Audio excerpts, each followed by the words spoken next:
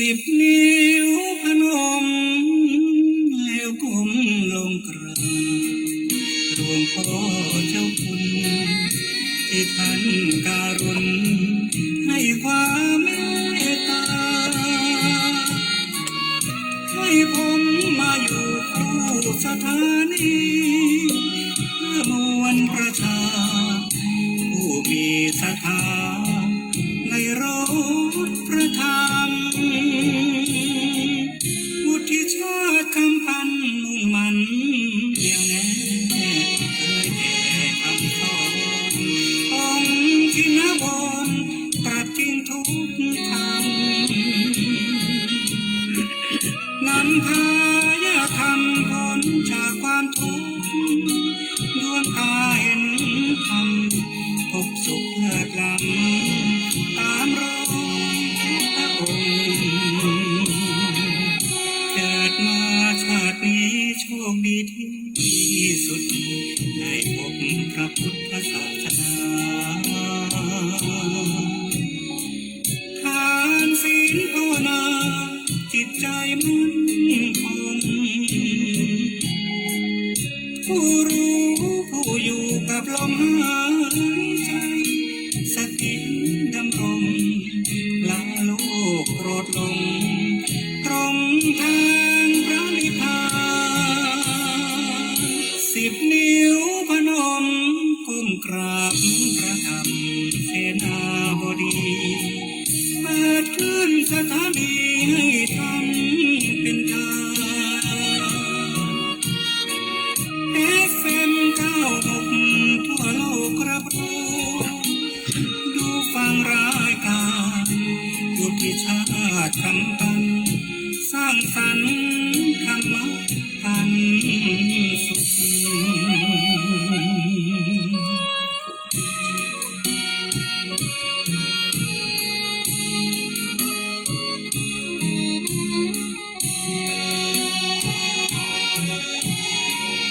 เกิดมาชาตินี้โชคดีที่สุดได้พบพระพุทธศาสนาทานศีลภาวนาจิตใจมั่นคงผู้รู้ผู้อยู่กับลมหายใจสติดำรงละโลกโกรธลงตรงทางพระนิพพาน10 นิ้วพนมก้มกราบพระธรรมเสนาบดีเปิดขึ้นสถานีให้ธรรมเป็นทา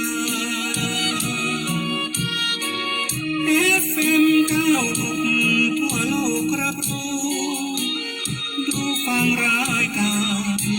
วุฒิชาติคำปันสร้างสรรค์ธรรมะปันสุข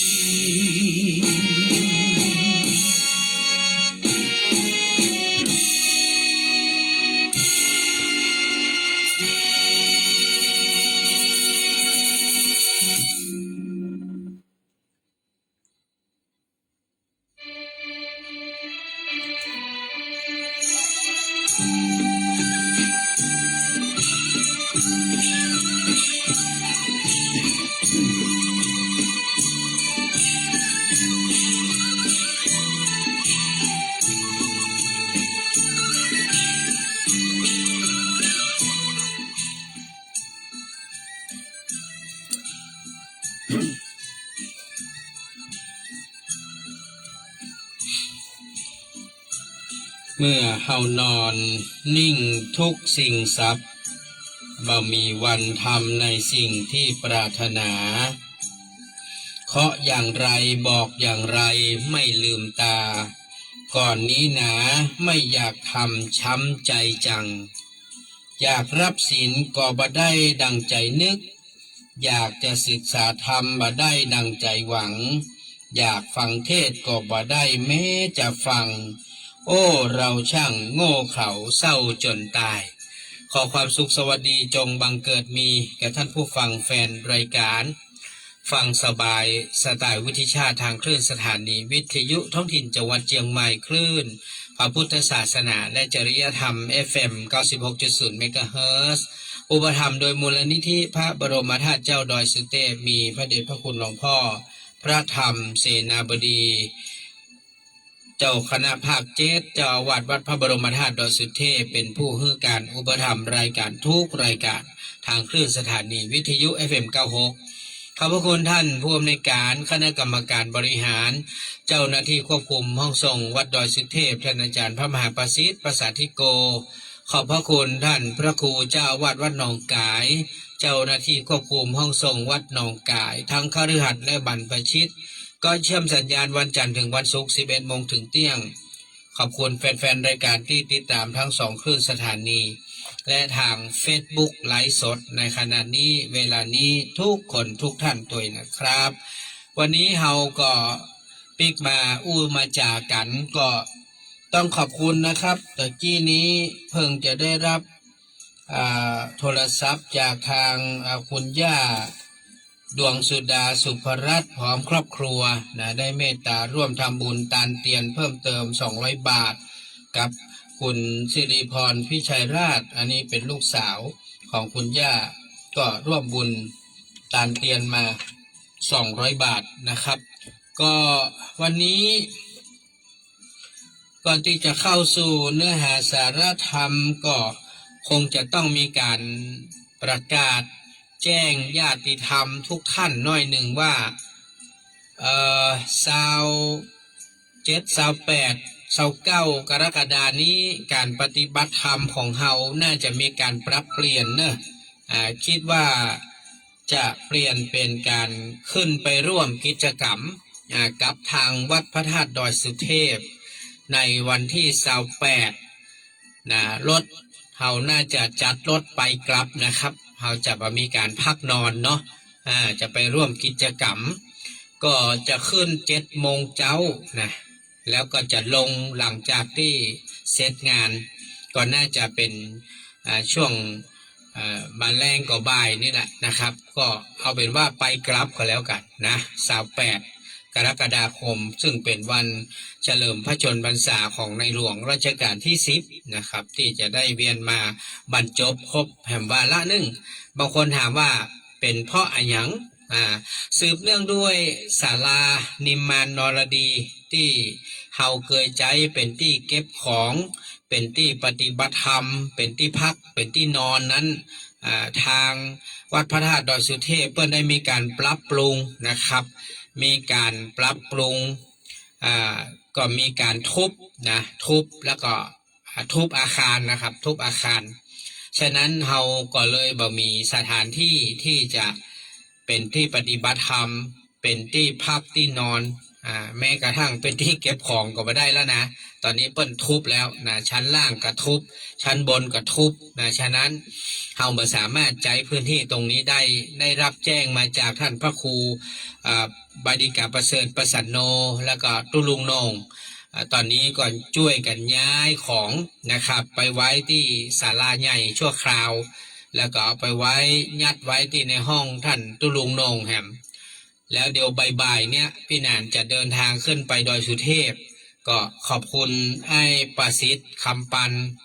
นะพี่กุลนิพากันทจันทร์พี่แดงก็ได้เมตตาที่จะเอารถกระบะเนาะรถกระบะรถปิกอัพเปิ้ลนะจะช่วยไปขนของคือพี่นานตีบนดอยสุเทพของนี้ก็จะมีพวกเบาะนะครับพวกที่นอนพวกเบาะกับผ้าห่มแล้วก็พวกหมอนอย่างต่างๆนะครับจะมีผ้าห่มมีหมอนมีเบาะรองนั่งอันนี้จะขออนุญาตเอาย้ายมาไว้ที่ห้องทรงวัดอินทขินก่อนเป็นการชั่วคราวเพราะว่าถ้าเราไว้ดังบนเนี่ยมันจะเป็นคาแลคาแจเพราะมันมีห้องเก็บนะครับส่วนสลีอันนี้จะมอบหมายให้ท่านพระครูเสิร์ชหาห้องเก็บนะครับฉะนั้นอันนี้ก็แจ้งให้กับญาติธรรมไว้ก่อนว่าช่วงกรกฎานี้นะแล้วก็เดือนสิงหานะครับเราอาจจะ กรกฎาสิงหาธันวาเนี่ยสิงหากันยาธันวานี่นะเขาอาจจะต้องงดเรื่องการปฏิบัติธรรมแบบนอนนะก็คงต้องรอปีหน้ารอให้เปิ้นปรับปรุงอาคารเรียบร้อยเราก็คงจะมีที่ปฏิบัติธรรมกันเหมือนเดิมแต่ช่วงนี้เราจะใช้วิธีการไปร่วมกิจกรรมไปเจ้าแรงปิกนะครับฉะนั้นใครที่จะไปร่วมกิจกรรมในวันที่28กรกฎาคมนี้พี่นันจะจัด4 ล้อแดงไว้ที่วัดอินทขินเราก็มาขึ้นรถกันที่นี่แต่รถออก7 โมงเนอะเขาจะออกเจ้าน้อยหนึ่งเนาะ7 โมงรถจะออกนะครับ7 โมงนะเพื่อที่เขาจะขึ้นไปร่วมข้างบนก็จะได้หรืออาจจะบ่เกิน7 โมงเกิงมีประมาณนี้นะรถจะออกจากวัดอินทขินเนี่ยแล้วไปร่วมกิจกรรมจนเสร็จสิ้นบ่ายก็ดีแรงก็ดีแล้วก็จะเดินทางลงมาอันนี้ก็ขอแจ้งทุกท่านอย่างนี้ก่อนเนอะมีการปรับเปลี่ยนนะครับส่วนการปฏิบัติธรรมที่วัดอินทขินก็จะเริ่มขึ้นในวันที่12กรกฎาคมนี้เนาะเพราะว่าเราจะมีทุกวันเสาร์ก็เริ่มเสาร์ที่12 19 26นะเดือนกรกฎานะแล้วก็26นี้ก็จะมีการ26กรกฎาจะมีการตานผ้าป่ากองทุนสงเคราะห์และก็ร่วมสมทบสร้างกุฏิให้กับวัดที่ปุ้นนะครับทุ่งสารพีที่อำเภออะไรอย่างก็เนี่ยลืมนะฮะแม่ลาน้อยจังหวัดแม่ฮ่องสอน ลืมชื่ออำเภอทุกทีเลยนะครับอันนี้ก็เป็นข่าวที่เอามาบอกกล่าวเพื่อท่านผู้ฟังรับทราบกันก่อนเป็นเบื้องต้น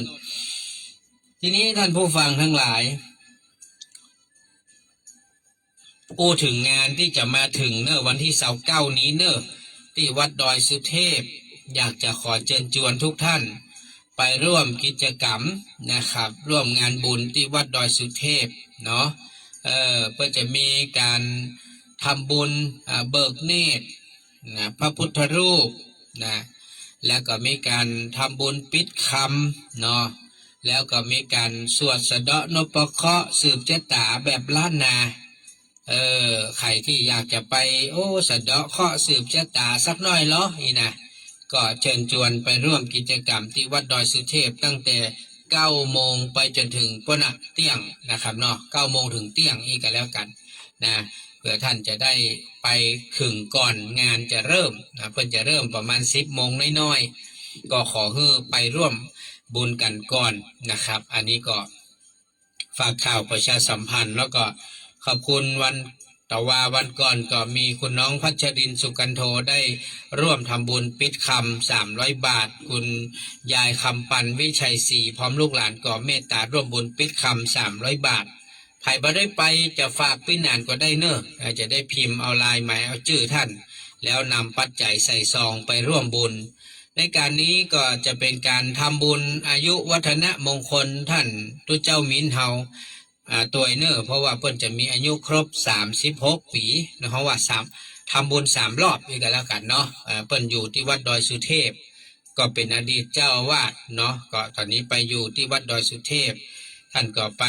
ช่วยงานที่วัดดอยก็จะครบอายุ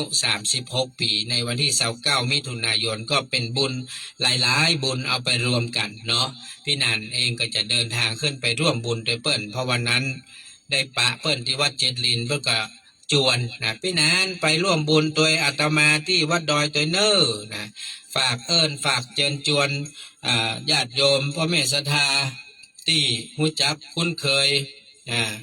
เคารพนับถือกันกับตุเจ้ามิ้นก็เชิญได้เนาะเชิญได้ทุกท่านเด้อท่านฝากชวนมาท่านผู้ฟังครับสิ่งที่เราจะนำ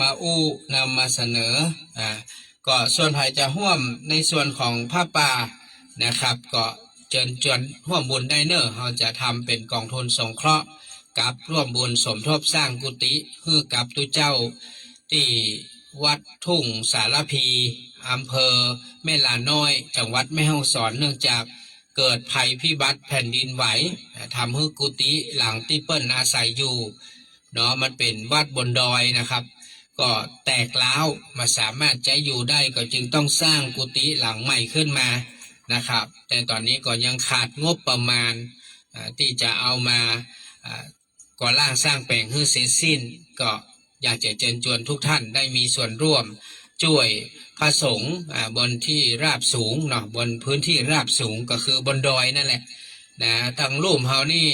มันก็เซาะหมังบ่ยากหรอกนะแต่ทางบนดอยนะ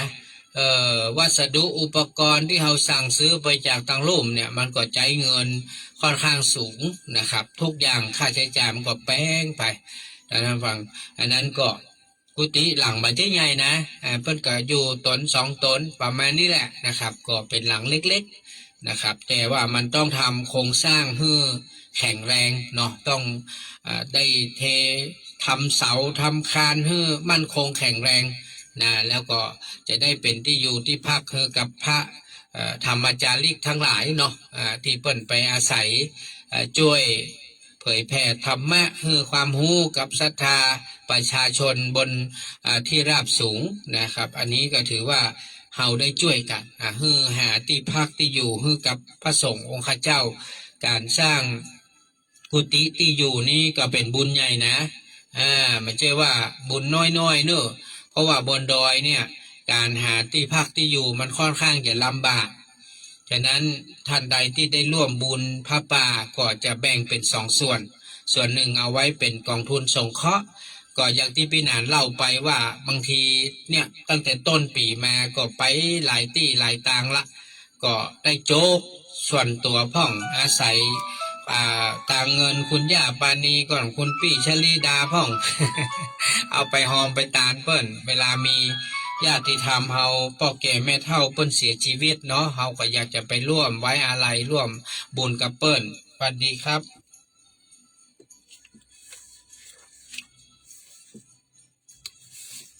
ยายอย่างเอ่ยอ๋อยายบัวพัดว่าจะได้ครับครับ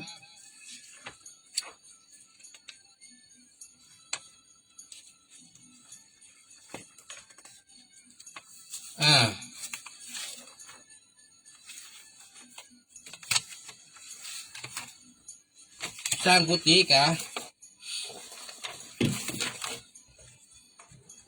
ครับ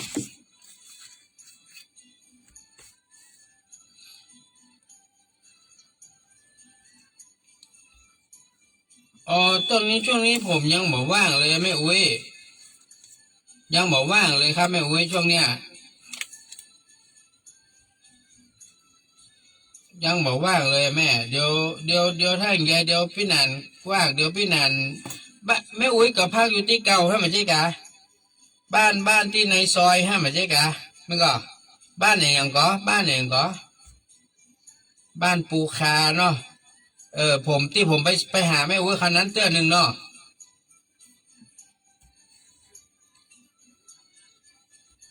หลังบ้านเอื้ออาทร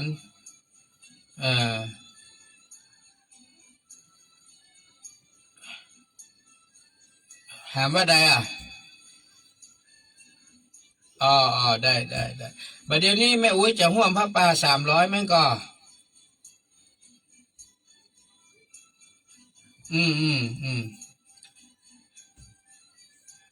อันนี้โอนมาก่อนเนาะอันนั้นเดี๋ยวเขาก็ว่ากันเนาะได้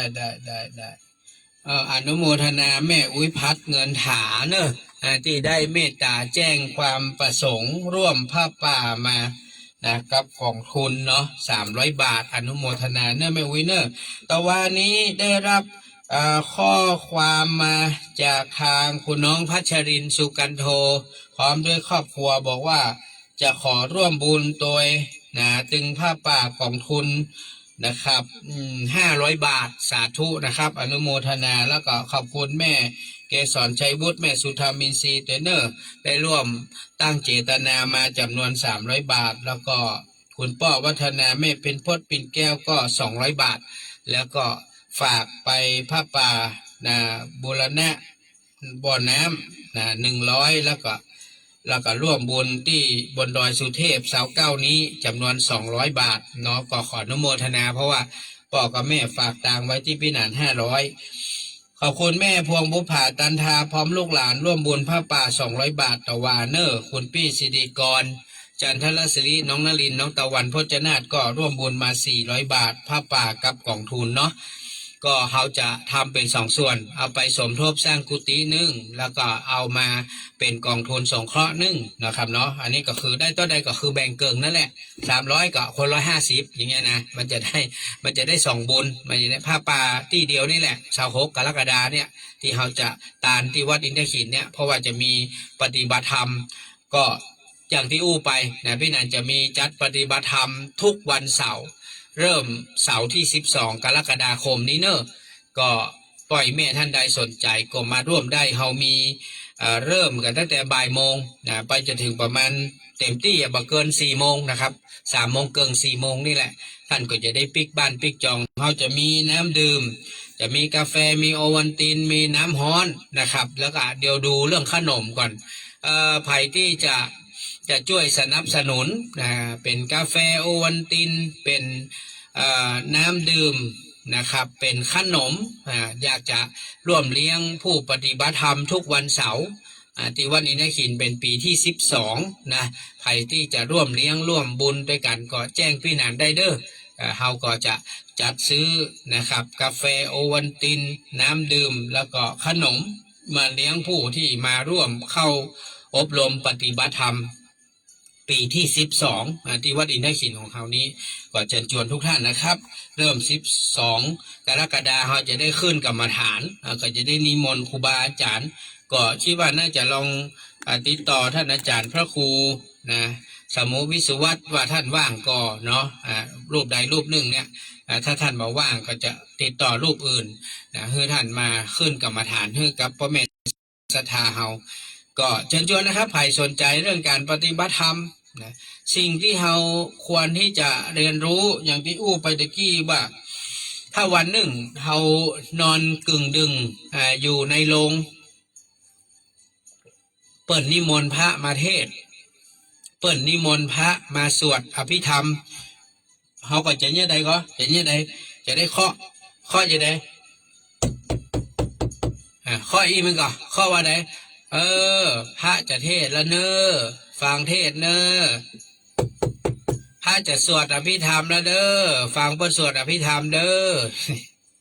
เคาะข้างลงคือคนตายหูว่าตอนนี้พระกำลังจะเทศพระกำลังจะสวดนะเคาะเอาข้าวมาวางเฮ้นี่เนอกินข้าวกินน้ำเห็นเด้อถ้าคนตายมันลุกมาได้ก็เป็นว่าคนที่คนดังนะไผ่ศรัทธาเฮานี่แหละแข่งไผ่ขามันนะมึงก็ล่นกูก็ล่นนะไม่พายุหรอกจำได้ก่อนเมื่อเมินเนี่ยที่มีคนเฒ่าเปิ้นโดนลูกหลานเอาปีกมาเปิ้นบอกว่าหมอบอกว่าบ่รอดแล้วเอาปีกไปเตอะนะให้เปิ้นไปอยู่บ้านอยู่จองว่ะลูกหลานก็ว่าเอาปีกไปบ้านก็มันก็จะไปตายในบ้านนะปุ่นเอาไปที่ศาลาวัดดีกว่าเอาไปศาลาไปเหี่ยวปุ่น ศาลาวัดศาลาไปเหี่ยวมันใกล้กันนะเป็นที่เดียวกันเพราะว่าในวัดนั้นเปิ้นมีเมนเผานะฉะนั้นเปิ้นก็เอาไปไว้ที่ศาลาปรากฏว่าคนเฒ่านั้นมายอมตายกูจะไปตายที่บ้านเอากูมาตายที่ศาลาวัดศาลาไปเหี่ยวกูบ่ตายคนเฒ่านั้นดันฟื้นขึ้นมาทั้งที่เปิ้นก็เช็คแล้วนะมันมาหายใจแล้วเนาะมันตายแล้วเนี่ยหน่วยกู้ภัยที่เปิ้นเอามาส่งนะพอเอามาวางไว้ที่ศาลาวัดศาลาป่าเหี่ยวคนเฒ่านั้นบัดยอมตายปกกระดกหัวลุกขึ้นมาว่ะตายละจะเป็นเนี่ยใดนี่จะปิ๊กไปหงยากะหรือว่าจะลูกหลานว่ามาดอไปหงยาละพระเจ้าว่าเอาเขากลับไปบ้านคือเขาอยากจะไปตายที่บ้านเขามาอยากจะมาตายที่วัดมาตายที่ป่าเหี่ยวเอาเปิ้นปิ๊กไปบ้านหลังจากเอาปิ๊กไปบ้านเนาะ7 เนื้อ 7 ตัวหานั่นหานี่ให้กินเนาะตกค่ำมาเปิ้นก็ตายเลยค่ะ ตายเลยค่ะเปิ้นก็ตายเพราะว่าอย่างเพราะว่าเปิ้นมีความประสงค์ว่าเปิ้นอยากจะตายที่บ้านไม่ใช่อยากจะตายที่ป่าเหี่ยว สาธุอนุโมทนาเด้อกับทางครอบครัวของอ้ายปิยพงษ์คำแดงนะครับ ได้เมตตาบอกว่าขอฝากบูรณะบ่อน้ำโบราณสัก100เนอะแล้วก็ร่วมตาลเตียน100สาธุนะครับ อนุโมทนาเด้อแต่ที่ได้แจ้งความประสงค์มาฮื้อพี่หนานได้รับทราบนะครับอนุโมทนาขอบคุณมากๆนะฉะนั้นเปิ้ลบอกว่าคนเฮาเนี่ยถ้ามันมาพร้อมที่จะตายเนี่ยเนาะมันก็บ่ตายจ้ะ ถ้ามันพร้อมจะตายมันถึงตายคนเฒ่าคนแก่ส่วนแม่มันถึงเป็นนั่นเหรอจิตมันเป็นห่วงเช่นอยากจะเจอหน้าลูกหน้าหลานก็น้ออยากแล้วก็ตายเนาะพอลูกหลานมาหาก็ตายแท้นะบางคนนี่มันยอมตายอยู่ห้องยามยอมตายเดี๋ยวก็ไปเดี๋ยวก็ฟื้นเดี๋ยวก็ไปเดี๋ยวก็ฟื้นพอปีกไปบ้านได้ปีกไปบ้านเก่าบ้านเดิมได้เจอลูกเจอหลานเจอปี่เจอน้องได้เจอผัวเจอเมียพร้อมหน้าพร้อมตากูไปได้ละมองเท่งไปเลย ไปเลย ขอบคุณนะป้าขันแก้วผมจริงคุณแม่โจดเนอะขอบคุณนะครับแม่โจดแล้วก็คุณแม่อัมพรคุณต้องตานะครับมหาจันทร์เนาะดังนั้นเปิ้ลบอกว่าเวลาที่เรานอนนิ่งนะไม่ไหวติงอยู่ในลงในล่องเขาก็จะมาประนมมือจะฟังธรรมเนาะจะสมาทานศีลเนาะจะหับศีลเนาะจะปฏิบัติธรรมเนาะจะไหว้พระสวดมนต์เนาะมาได้สักอย่างนะมาได้สักอย่างปล่อยแม่เฮ้ยหมดโอกาสหมดสภาพนะเพราะว่าร่างกายนี้มันถูกวิญญาณทอดทิ้งไม่ก็ฮะวิญญาณเนี่ย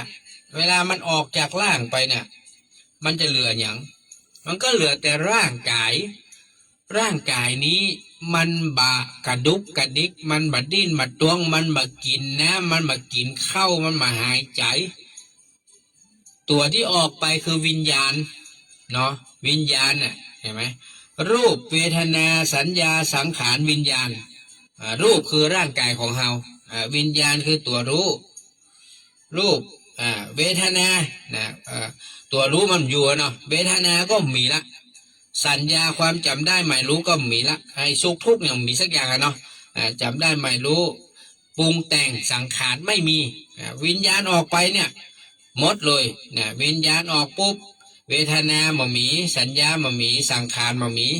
ตอนนี้เหลืออย่างเหลือการร่างกายก็เหมือนคอนไม้เนี่ยเหมือนโต๊ะเนี่ยเห็นไหมโต๊ะเนี่ยผมเอามากอกเคกมันนี่อย่างผมเจ็บประเดี๋ยวนี้ผมรู้สึกว่ามือผมเจ็บนะแต่โต๊ะมันเจ็บเพราะมันมีวิญญาณเนาะมันมีวิญญาณมีเวทนามีสัญญามีสังขารเพราะมันมีวิญญาณอยู่นะเหมือนคนเหมือนกันถ้ามันตายวิญญาณมันมีวิญญาณมันมีสักอย่างมีสุขมีทุกข์มีการ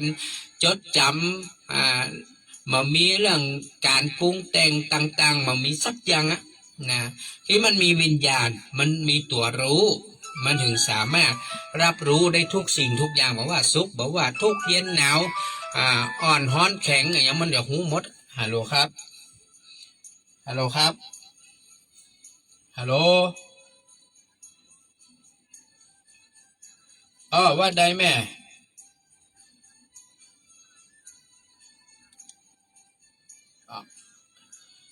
กุฏิกับอันกองทุนนี่กะ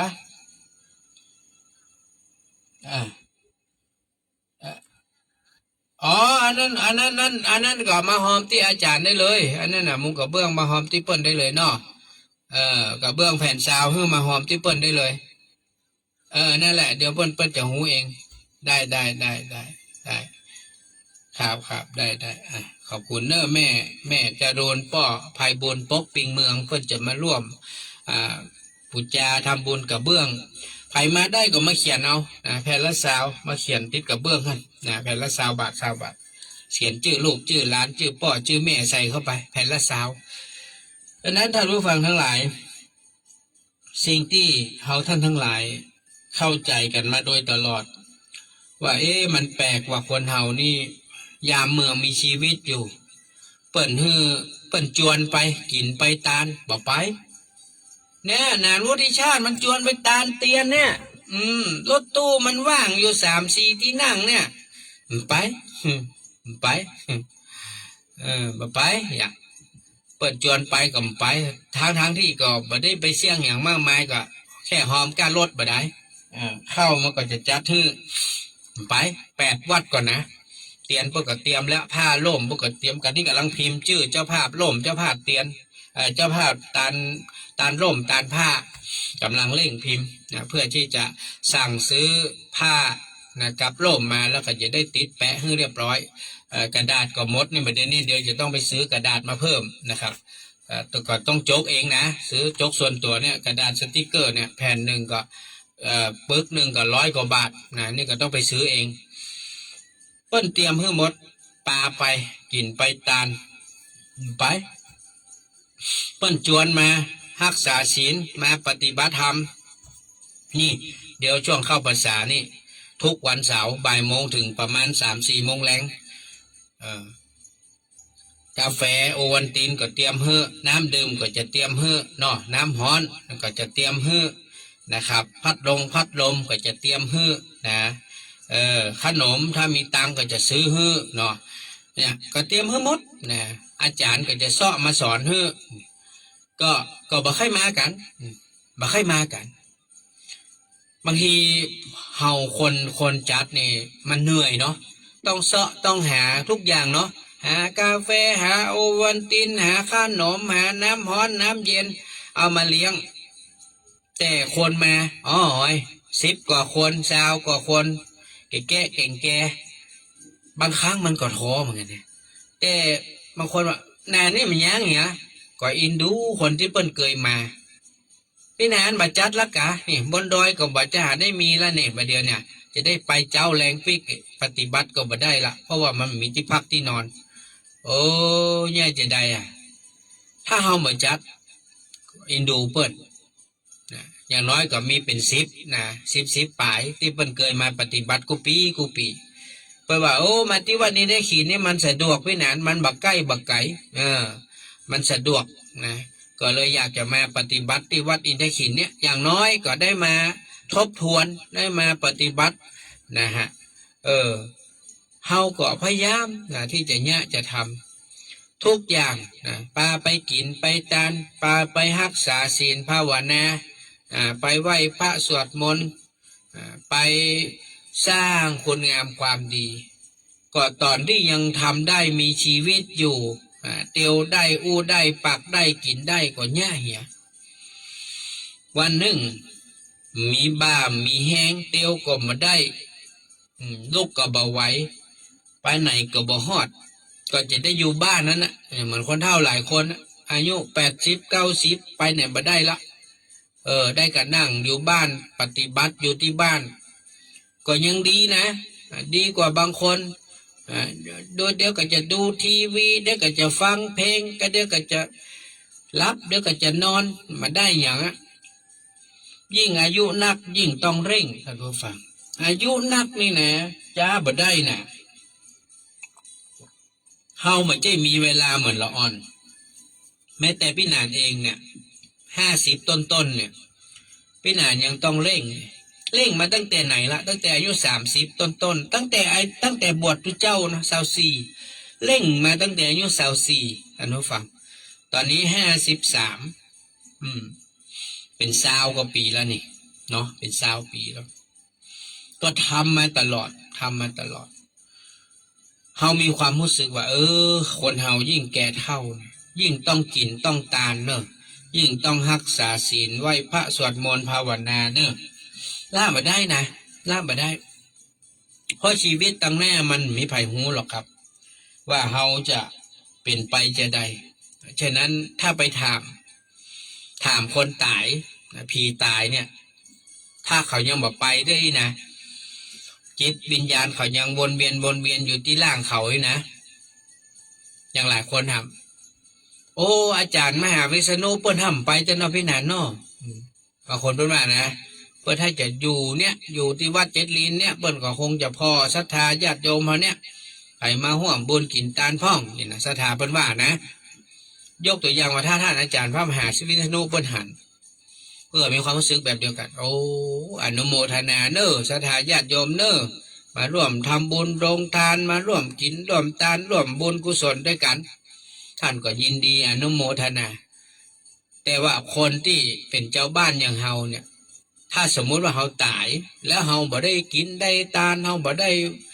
ฟังธรรมไหว้พระสวดมนต์ปฏิบัติธรรมกรรมฐานนี่นะ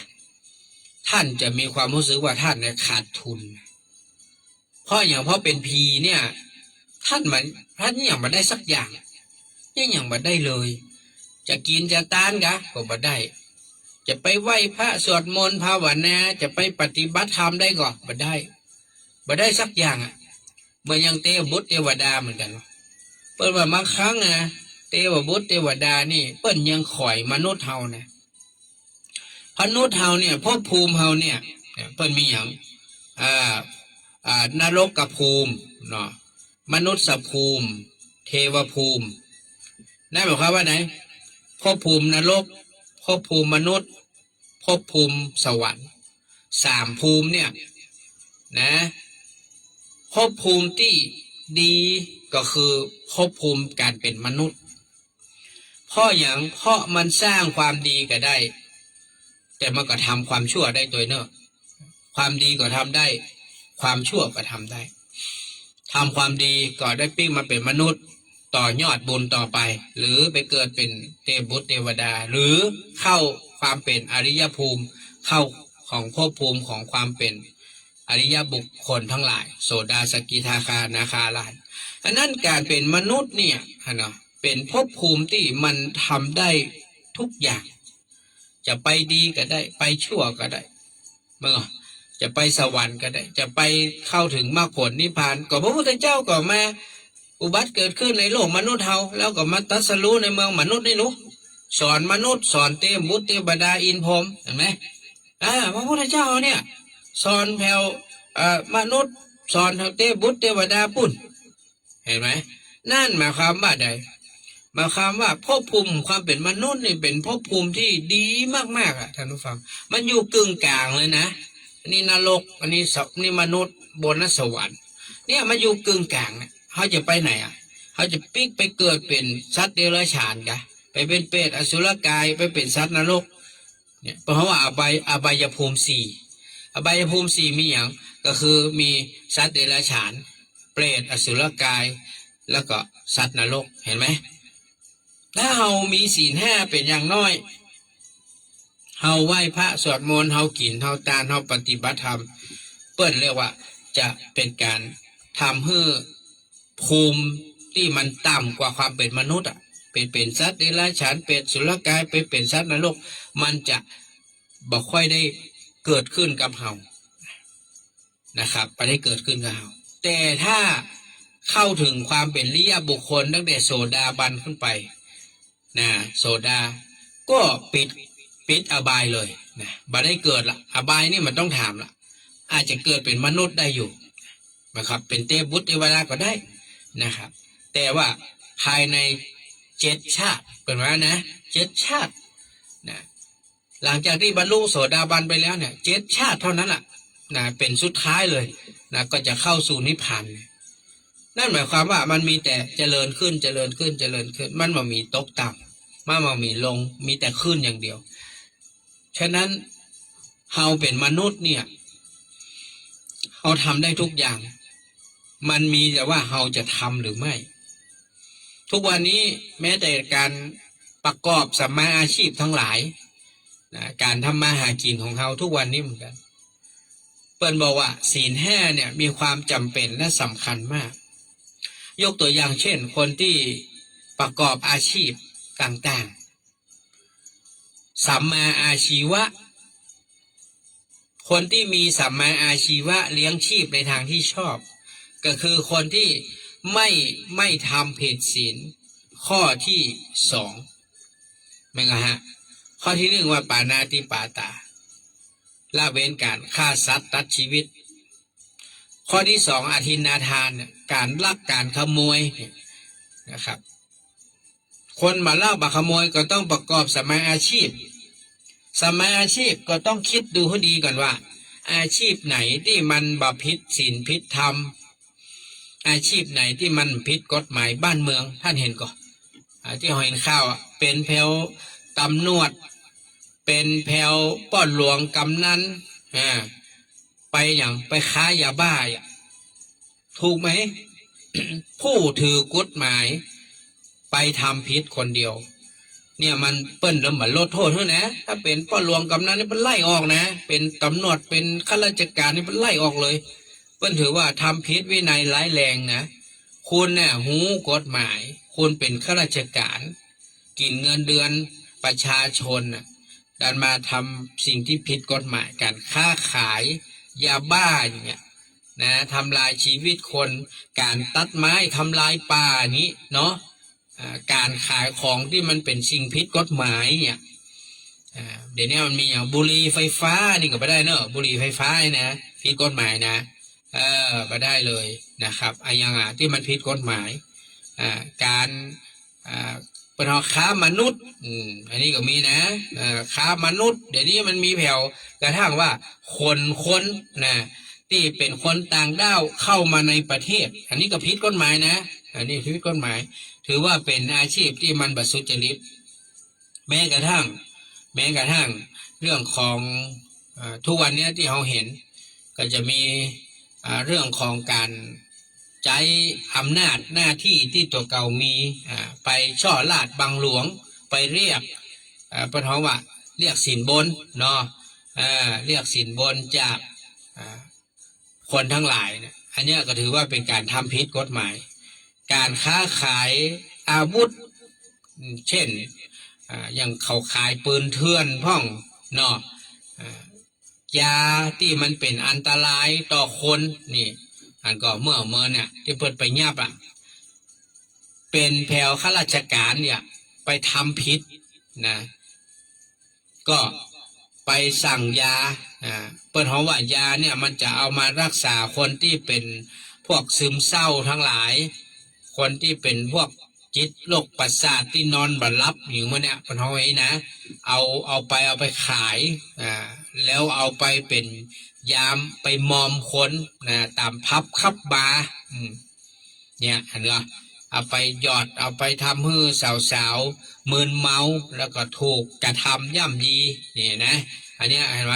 ก็เป็นการทำผิดกฎหมายฉะนั้นทุกวันนี้นะครับเราลองคิดให้ดีว่า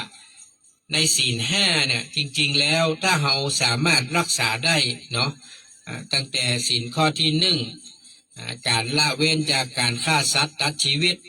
มาว่าสัตว์ว่ามนุษย์มนาทั้งหลายเนี่ยการละเว้นจากการประกอบอาชีพที่มันบัดสุจริตเนี่ยเช่นการไปลักไปขโมยเนาะเบียดบังยักยอกทั้งหลายเนี่ยมันก็เป็นการทำผิดประการต่อมาคือการที่นอกใจสามีภรรยาตัวเก่าไปยุ่งเกี่ยวกับไม่ยิงคนอื่นป้อใจคนอื่นเปิ้นจะมีคู่หรือบ่มีคู่ก็แล้วแต่ตราบใดที่เฮามีสามีภรรยาแล้วก็บ่ควรนอกใจสามีภรรยาของเฮาไปยุ่งเกี่ยวกับป้อใจไม่ยิงคนอื่นประการต่อมาก็คือการละเว้นจากการพูดคำเท็จส่อเสียดคำหยาบเพ้อเจ้อการละเว้นจากการยุ่งเกี่ยวกับสุรายาเมาสิ่งเสพติดทั้งหลายที่จริงในศีลห้าข้อเนี้ยถ้าเรารักษาได้ปฏิบัติได้โดยตลอดต่อเนื่องนะเราจะเป็นคนที่เรียกว่าเป็นคนมีความสุขบอกว่ายามรับยามตื่นเราจะมามีความประวันพันพึงอะไรอย่างคำว่าบักกัวบอกว่าที่รับที่แจ้งเราจะบักกัวสักอย่างเขาจะมีความมั่นใจนะแล้วก็ภูมิใจในตัวเก่าว่าเราสามารถรักษาศีลได้ครบถ้วนบริบูรณ์มันจะเป็นความสุขใจภูมิใจวันหนึ่งถ้าเราต้องจากโลกนี้ไปเปิ้ลบอกว่าอย่างน้อยได้เกิดเป็นมนุษย์เป็นเบื้องต้นคนที่มีศีลห้านี่ได้เกิดเป็นมนุษย์เป็นอย่างน้อย นะเป็นอย่างน้อยนะหรืออาจจะได้เกิดเป็นเทพบุตรเทวดาก็ว่ากันไปแล้วแต่บุญแต่กรรมฉะนั้นชีวิตคนเฮาเนี่ยมีโอกาสก็ตอนเมื่อเฮามีลมหายใจบ่อยแม่เฮยนะกินตาลได้กินตาลรักษาศีลได้รักษาฟังธรรมไหว้พระสวดมนต์ภาวนาขอให้มันเนี่ยมันทำเก็บเล็กผสมน้อยจะไปเบื่อจะไปใกล้มันทำซ้ำๆซากๆเหมือนเดิมมันมีอย่างที่มันมาเนี่ยให้เหมือนเดิมทุกวันนี้มันต้องให้จิตมันเกิดการจดจำจิตนี่มันเป็นเรื่องสำคัญนะเปิ้นถึงบอกว่าถ้าจิตคนเฮานี่นะบ่มันเนี่ยมันทำในสิ่งที่เป็นคุณงามความดีให้มันบ่อยๆเจือจิตเฮาเนี่ยมันอาจจะไปมกมุ่นกับสิ่งที่มันบดีมางามบถูกบต้องปล่อยแม่ลองคิดให้ดีนะพิจารณาให้ดีเหมือนกรรมที่เปิ้นบอกไว้ว่าจิตเตสังกิริเถทุกขติปฏิกังขาว่าเมื่อจิตเข้าหมองทุกขติเป็นอันต้องหวังทุกขติก็คือภูมิที่มันเป็นทุกข์ภูมิไหนเป็นเปรตอสุรกายเป็นสัตว์นรกไปเป็นสัตว์เดรัจฉานนี่นะเห็นว่าทุกขติภูมินั่นนะคือภพภูมิที่มันเป็นทุกข์นั่นนะเห็นก็เนี่ยถ้าเป็นจิตเตอสังกิริเถสุขติปฏิกังขาถ้าจิตมันบ่เศร้าหมองจิตมันเบิกบานแช่มชื่นด้วยมีศีลมีธรรมเนี่ยเปิ้นว่าสุขติเป็นอันต้องหวังสุขติงนั่นสุขติงยันติเนี่ยไปพากันว่าเนาะเวลาเปิ้นนั้นสรุปศีลสีเลนะสุขติงยันติสีเลนะโภคสัมปทาสีเลนะนิพุติงยันติตัสมาสีลังวิโสทะเยสาธุยะเป็นไงศีลเนี่ยมันช่วยได้จำทำให้เราพบกับความสุขศีลมันทำให้เราพบกับความสุขตัวแม่ฉะนั้นเพิ่นถึงบอกว่าให้เราเนี่ยพยายามรักษาศีลให้ได้นักที่สุดเท่าที่จะทำได้มันทำให้จิตมันจดจำไปกินไปตานไปฟังธรรมรักษาศีลสวดมนต์ปฏิบัติธรรมภาวนาทำให้จิตมันจดมันจำสิ่งเหล่านี้บ่อยๆจนถึงจิตสุดท้ายวันหนึ่งถ้ามันจำเป็นต้องละโลกหรือว่าได้ตายจากโลกนี้ไปมันก็จะไปภพภูมิที่มันดีมันงามอย่างน้อยก็มาเกิดเป็นมนุษย์อาจจะขึ้นไปเป็นเทพบุตรเทวดาก็ได้หรืออาจจะยกระดับจิตตัวเก่าเป็นอริยบุคคลเพราะว่าเข้าสู่ภพภูมิที่เป็นอริยภูมิภพภูมิที่เป็นความปรารถนาของคนเฮาท่านทั้งหลายอยากจะไปเกิดบนสวรรค์ชั้นฟ้าอยากจะไปเข้าถึงมรรคผลนิพพานอันนี้แหละเป็นความสุขสบายที่เฮาบ่ต้องได้ดิ้นรนอะไรอย่างมากมายดังนั้นความหวังของเฮาท่านทั้งหลายก็อยู่ที่พระพุทธเจ้าพระองค์หน้าที่จะมาถึงก็คือพระศรีอริยเมตไตรมันก็ที่เฮาปรารถนาว่าเขาอยากให้อยากให้เจอเปิ้นเนาะอยากให้ไปเกิดในยุคนั้นสมัยนั้นเขาก็จะต้องพยายามสร้างคุณงามความดีให้นักๆแล้วเขาก็จะได้ไปสู่ภพภูมิที่มันสูงขึ้นไปดีขึ้นไปสาธุอนุโมทนากับคุณน้องพัชรินทร์สุกันโทท่านร้อยโทประพันธ์สุกันโทพร้อมด้วยธิดาและครอบครัวได้เมตตาโอนเงินทำบุญผ้าป่าจำนวน500 บาทเป็นกองทุนเป็นการสมทบสร้างกุฏิสงฆ์ที่อำเภอแม่ลาน้อยเข้ามาฮืออนุโมทนากับน้องพัชรินทร์ท่านร้อยโทประพันธ์สุกันโทพร้อมธิดาและครอบครัวญาติมิตรพี่น้องตัวท่านผู้ฟังครับอันนี้ก็เหลือเวลาแหม10 นาทีเนาะใครที่จะโทรศัพท์มาก็โทรได้0866713446 0866713446 มิถุนายนนี้เชิญชวนที่วัดดอยสุเทพตั้งแต่9 โมงเป็นต้นไปเนาะใครจะไปร่วมกิจกรรมบอกว่าจะเป็นการเพราะว่าเบิกเนตรพระพุทธรูปร่วมบุญปิดคำพระพุทธรูป ร่วมบุญในการสวดสะเดาะเคราะห์สืบชะตาแบบล้านนาที่บนดอยสุเทพก็สามารถขึ้นไปร่วมกิจกรรมได้นะ อันนี้เชิญชวนทุกท่านเด้อฮัลโหลครับวันนี้อันมาตัดหญ้าต่างตรงอย่างพี่นะเอาโทรศัพท์ไว้อันแล้วก็ตังไปได้เติม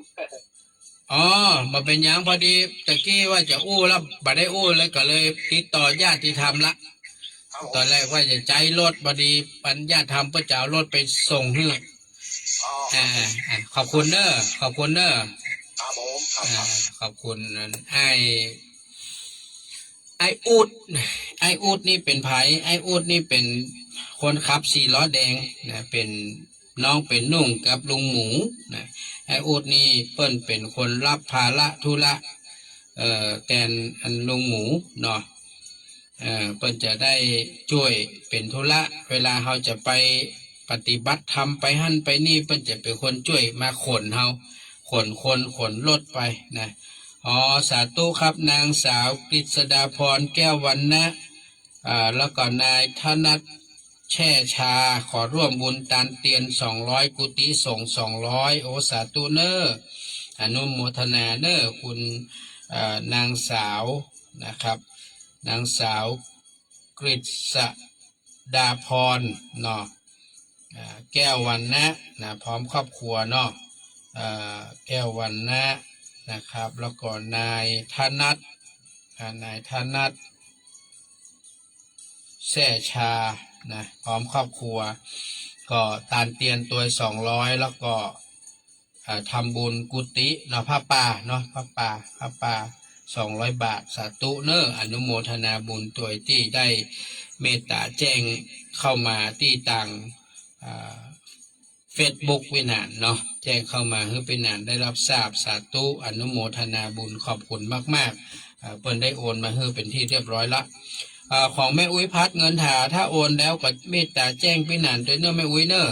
ให้เขาแจ้งมาตัวถ้าได้โอนแล้วนะว่าได้โอนเงินมาให้ละนี่นะจะได้รับรู้เนาะตะกี้เปิ้นห่วมบุญไว้300 บาทถ้าโอนแล้วก็แจ้งกับเนอะแม่อุ้ยเนอะแล้ววันนี้ก็เหลือเวลาแหมน้อยหนึ่งนะก็ฝากไว้นะครับว่าในเดือนกรกฎานี้นะก็หลังจากที่พี่นานไปตานเตียน8 วัดวันที่5เสาร์ที่5 กรกฎาแล้วเนาะก็วันที่10นี่เป็นวันอาสาฬหบูชา11เป็นวันเข้าพรรษา12นั้นจะเป็นวันเสาร์ที่เราจะมีการปฏิบัติธรรมปีที่12ที่วัดอินทขินตั้งแต่บ่ายโมงจนถึง4 โมงแรงเนาะ12 19แล้วก็26 กรกฎาคมเราจะมีปฏิบัติธรรมบ่ายโมงถึง4 โมงและมีการตานผ้าป่าเพื่อนำไปสมทบสร้างกุฏิสงฆ์ที่อำเภอแม่ลาน้อยและเป็นปัจจัยเอาไว้เป็นกองทุนสงเคราะห์เวลาที่มีงานบุญทำบุญอย่างต่างๆให้กับแฟนรายการบางท่านบางคนที่เปิ้นได้หมดบุญไปละโลกไปเนี่ยพี่นานก็อยากจะไปร่วมบุญกับเปิ้นในหลายบุญบางทีพี่นานก็บ่มีสตางค์ที่จะจกจะจ่ายเพราะบางทีเฮาไปเฮาก็จะต้องมีผ้าไตร1 ไตรแล้วก็มีปัจจัยใส่ซองอย่างน้อยก็500 บาทเนาะเขาก็จะหอมเปิ้นไปเป็นงานผ้าไตรก็พวกไตรเป็นปันท่านผู้ฟังแต่เขาก็เหนื่อยเหมือนกันบางทีก็ต้องขอความเมตตาบางทีก็พระครูเสิร์ชพ่องตุลุงนองพ่องบางทีก็ท่านพระครูฟุกพ่องก็ขอเมตตาเปิ้นช่วยหอมผ้าไตรพี่นันก็เป็นปัจจัยใส่ซอง500 บาทเอาไปหอมเปิ้นเนี่ยนะครับก็ตั้งแต่ต้นปีมาละ ที่จริงก็ตั้งแต่ปีแล้วละครับกองทุนมันหมดตั้งแต่ปีแล้วละพี่นันก็ไปทำบุญพ่องมาได้ไปทำบุญพ่องจริงก็มีความรู้สึกว่าที่แม่อุ้ยเปิ้นที่เปิ้นติดตามฟังรายการสถานีของเฮามาเมื่อนานบางทีเปิ้นล้มหายตายจากบางทีลูกหลานเปิ้นแจ้งมาบางทีก็ใกล้บางทีก็ไกลพี่นันก็ต้องขับรถไปเติมน้ำมันไปคนเดียวบางครั้งก็มันก็บ่มีปัจจัยเนาะมันก็เหนื่อยหน่อยดังนั้นก็เลยใช้โอกาสในการตานพระป่าวันที่26 กรกฎาคมเนี้ยที่วัดอินทขินของเราเนี้ย ก็จะแบ่งเป็น2 ส่วนเอาไปสมทบสร้างกุฏิโดยส่วนหนึ่งแล้วก็เอามาไว้เป็นกองทุนสงเคราะห์ส่วนหนึ่งก็ขอบคุณทุกท่านนะครับที่ได้เมตตาร่วมบุญให้หอมคนเล็กคนน้อยก็ถือว่าเป็นน้ำใจที่ทุกท่านจะได้ร่วมบุญด้วยกันคนเฮานี้มีชีวิตอยู่บ่ได้เมินนานหรอกนะสิ่งที่เฮาควรจะเร่งสร้างเร่งทำก็คือคุณงามความดีอย่างที่เฮาทำได้ก็ขอให้เร่งทำนะอย่ามัวแต่รอเวลาชีวิตมันบัดแน่นอนมันพร้อมที่จะจากไปได้ตลอดเวลาก็ขอบคุณอีกครั้งหนึ่งและอนุโมทนาบุญกับทุกคนทุกท่านนะครับอาจารย์เจ้าคุณดร.อาทิตย์นั้นท่านติดงานไปร่วมประชุมธรรมนาวาวังที่ภาคใต้นะท่านจะกลับมาวันที่26ปุ่นก่อนแสดงว่าช่วงนี้พี่หนานต้องเป็นผู้ดูแลรับผิดชอบรายการแทนท่านแต่วันนี้พี่หนานรู้สึกว่ามึนหัวนะครับตั้งแต่เจ้าละตั้งแต่ตื่นนอนมาแต่เจ้ารู้สึกเหมือนกับมึนเหมือนกับโรคบ้านหมุนจะกำเริบนะครับช่วงนี้นะก็เลยเดี๋ยวผมจะขออนุญาตนำเทปนะมาเปิดให้กับต่อยแม่ท่านผู้ฟังได้รับฟังเนอะขอบคุณอนุโมทนาบุญกับทุกท่านอีกครั้งหนึ่งสวัสดีครับ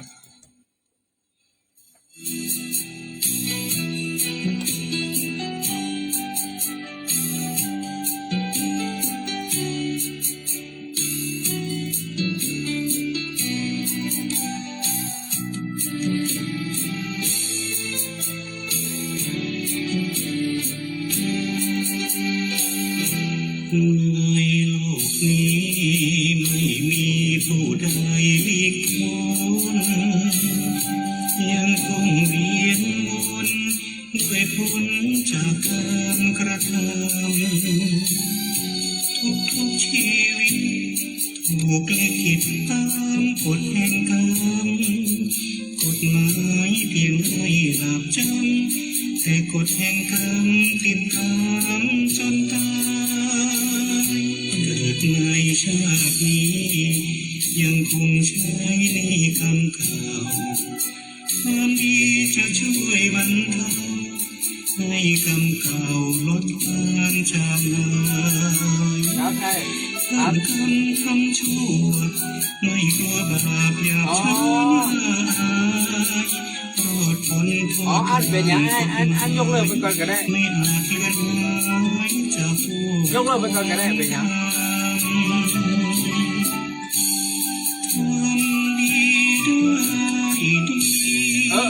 มาเป็นยังมาเป็นยังเดี๋ยวเสาเก้าผมจะขึ้นไปอยู่เดี๋ยวจะให้พวกกูเสือเราไปเก็บไว้ก่อนเป็นยังเป็นยังเป็นสัจธรรมจากองค์สมเป็นยังให้เดี๋ยวเป็นยังเดี๋ยวผมยกเลิกไปก่อนเดี๋ยวผมจะบอกทุกลุงเสร็จครับผมครับเดี๋ยวแกเอาไปเก็บไว้ก่อนก็ได้เป็นยังเป็นยังเป็นยังครับเป็นยังขอบคุณมากๆนะครับสวัสดีครับรีบสร้างความดีมันทำบุญถือศีลภาวนาอยู่ในโลกนี้โลกหน้าบุญช่วยนำพา